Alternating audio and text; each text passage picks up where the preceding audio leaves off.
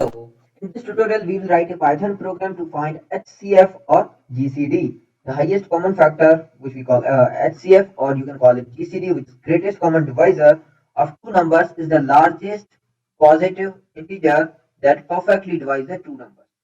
Largest integer that perfectly divides the two numbers. For example, the HCF of 12 and 14 is 2.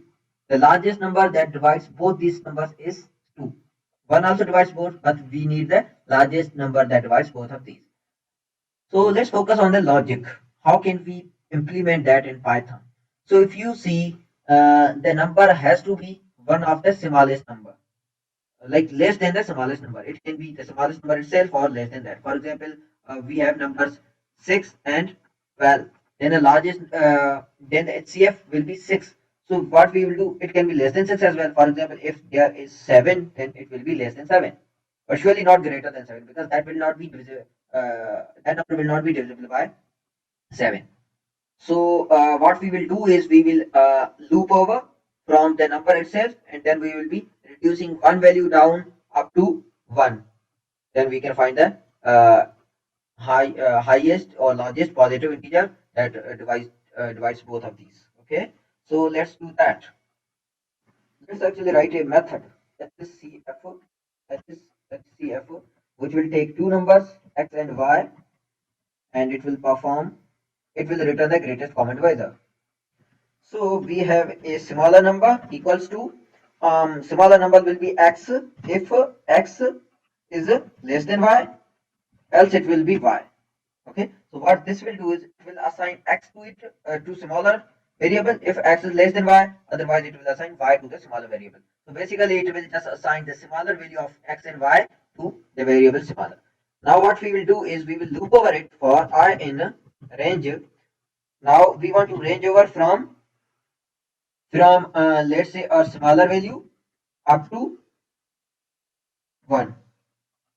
Smaller, let's say if I want to give over 5 over here, 1 and then minus 1. Okay, so these values are actually from 5, 4, 3, 2 up to 2.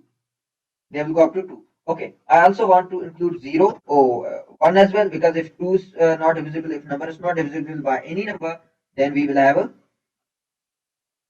1 which will be divisible by every number. Okay, so there we go. So our this will be from smaller to 0, and it goes every time minus 1. So it starts from 5, minus 1, 4, minus 1, 2, 3, minus 1, 2, minus 1, 1, and it stops on 0. This number is always excluded. Okay, so this is our range. And now if x remainder by I equals to 0, the number is also divisible by I, by x. X is also divisible by I, and y is also divisible by I. Then our HCI is, it should just return that number.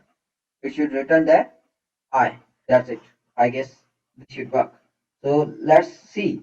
So HCF, and I gave it values 12 and 14. It returned me 2. And if I give 6 and not 6, but let's say 5, these both have no divisible. So it should return 1, because 1 has divisible. Other than 1, there's no divisible. Got it?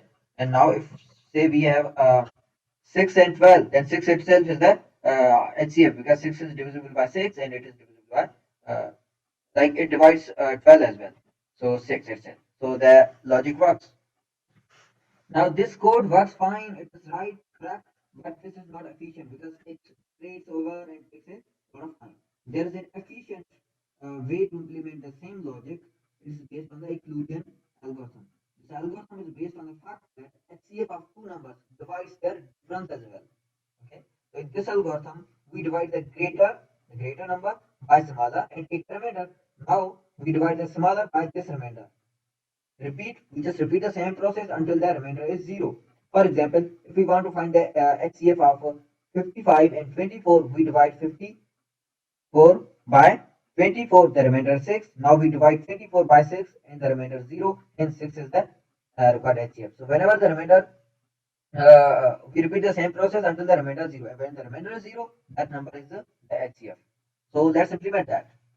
Let's write a method, efficient HCF. Okay, takes two numbers x and y, and we run a while loop and I just give it a y. While y, because whenever a remainder, this will be a remainder, whenever it is zero, it will zero means false. So it will be false, the condition will be false and loop will be broken.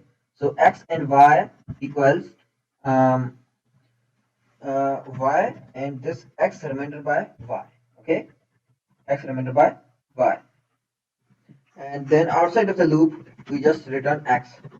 So what this code does is it takes two numbers and it loops over until y is zero, which is remainder, and until when it is zero, the loop will be broken. And this code is just swapping the two values. It's just giving y to x and then dividing x by y, and this is remainder, and remainder is assigning to y. This is just swapping the values. If you don't understand this code, you should refer to the previous tutorial of swapping variables. Okay, and then it's returning x. Okay, so let's try. Let's see if this works. So if I want to give 300, 400, the remainder should be 100. If I want to give 12, 14, the remainder is 2.